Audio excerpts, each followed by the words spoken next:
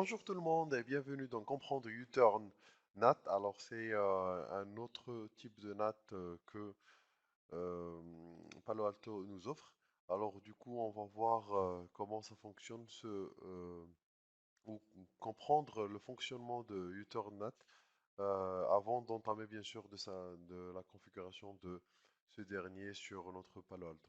Alors pour ça on a bien sûr le même schéma qu'on a vu sur les deux vidéos précédentes. Alors on a un firewall, on a bon, l'inside et aussi l'outside et la DMZ là-dessus.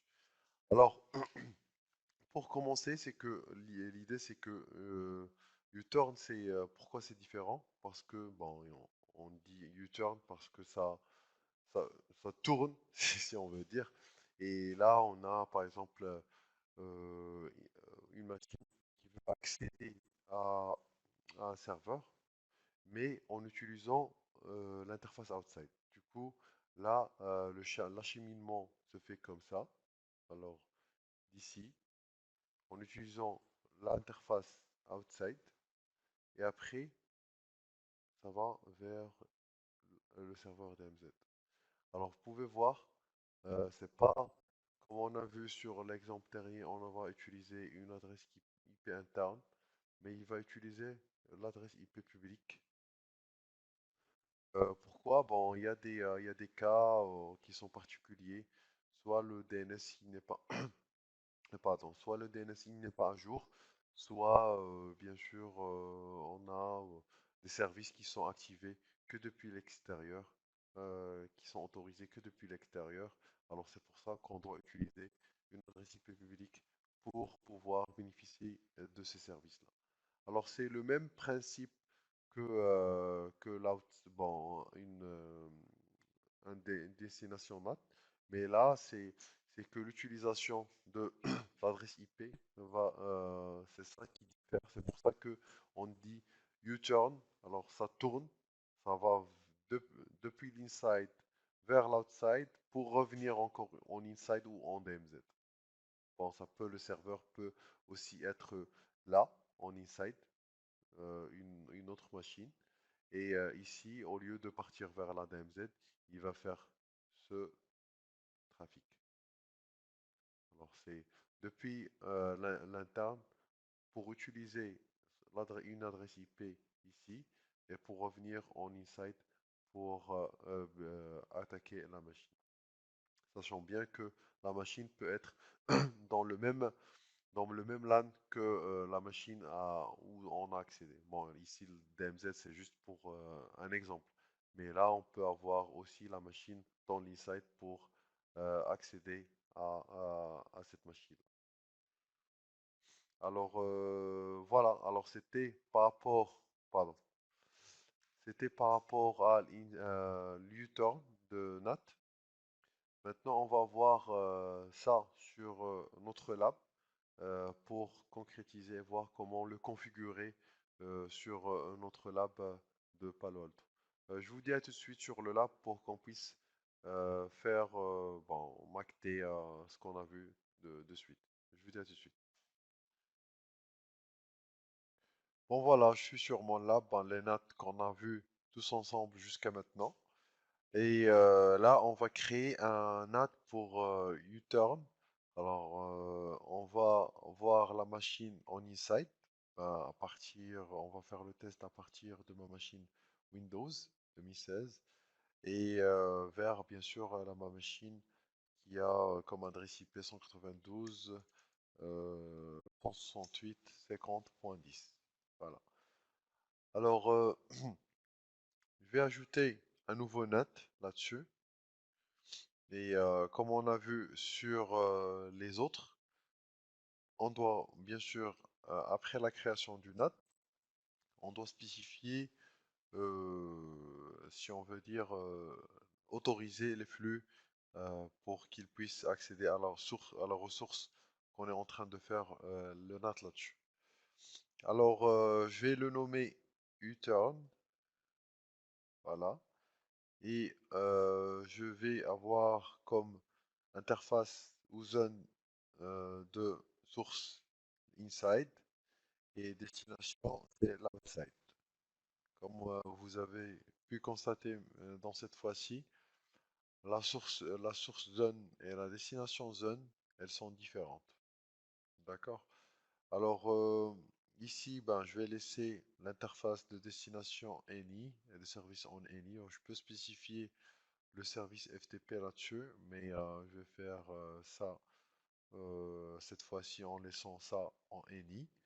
Et l'adresse de destination, je vais spécifier l'adresse IP publique.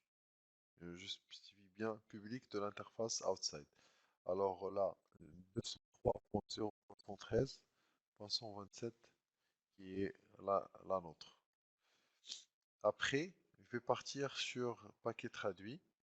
Et ici, ben, parce que le U-turn, on a le serveur dans une autre zone, on n'a pas besoin de faire euh, un NAT source.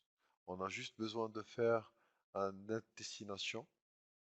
Je vais vous expliquer ça de suite. Alors, juste, je spécifie ça. Alors, 192.168.50.10. Voilà. Et je valide. Je vais faire remonter ça comme ça. Il sera le premier à être pris en considération. Pourquoi ça bloque? Et en attendant, je vais vous expliquer pourquoi. Bon, voilà, il est en haut maintenant. Là, je vais vous expliquer pourquoi euh, j'ai ou quand on peut spécifier, comment dirais-je, le NAT source. D'accord? Alors ici, je vais prendre comme schéma, comme on a vu tout à l'heure ici, oups,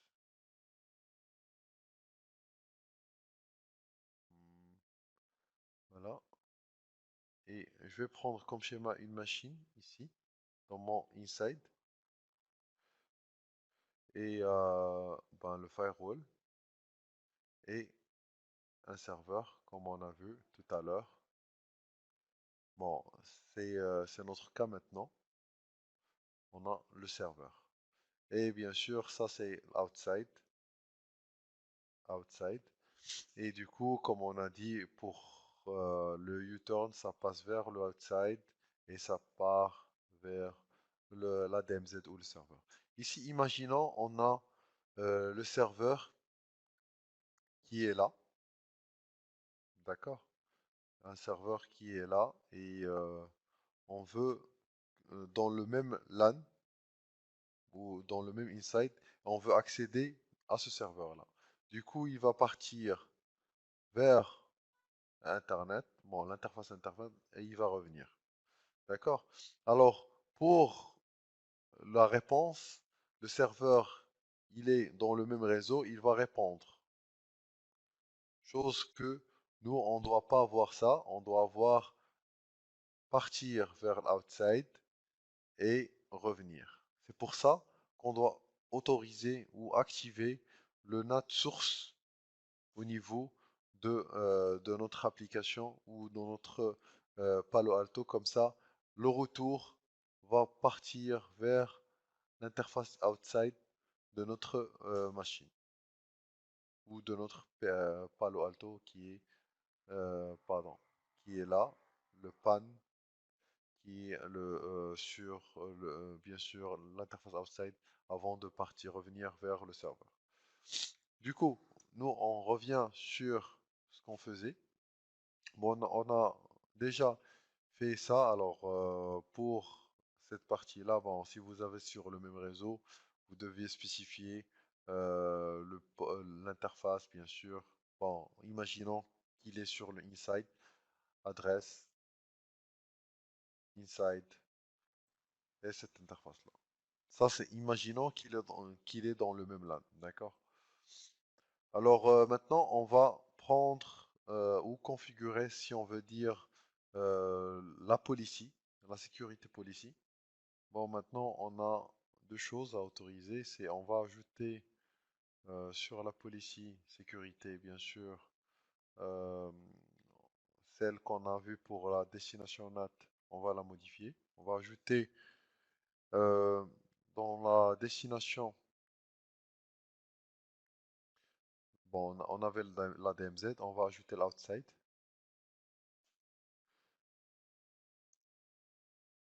Outside, voilà. Et on va ajouter les deux machines. Alors, les deux IP, 192.168.50.10 et aussi l'interface outside qui est la 203.0.113.127. Parce que là, ici, ici pour destination, on a deux. Il y a deux étapes, la première et la deuxième. D'accord? Alors, on va autoriser celle-là aussi. Alors, voilà. Et c'était en FTP. Alors, pour le flux retour, on autorise le outside vers any U-turn. Je vais le nommer U-turn. Source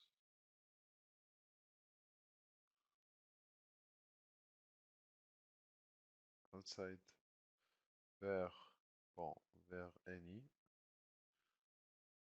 et en FTP.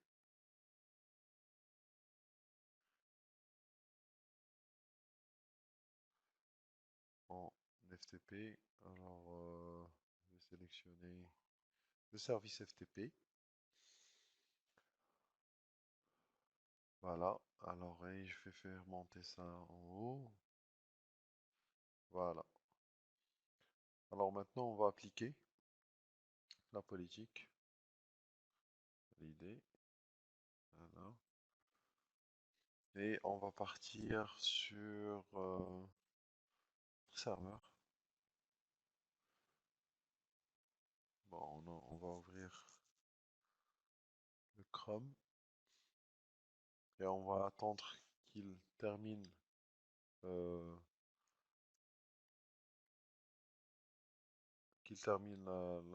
la commit ou la alors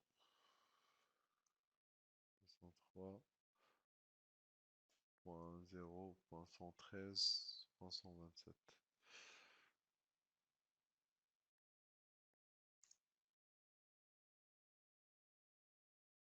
Attendre. Ouais, c'est bon, ça a été validé.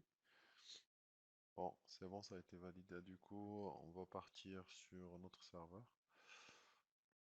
Mettre en plein écran, comme ça on a une visibilité. Euh, et notre compte c'est l'abuser.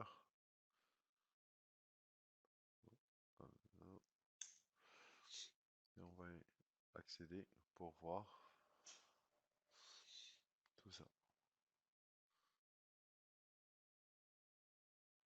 Bon, maintenant on a pu accéder à notre serveur FTP. Comme on a accédé sur le Destination NAT, et maintenant on a pu le faire avec uTurn en utilisant l'adresse IP publique. Bien sûr, on peut vérifier au niveau du du monitor trafic.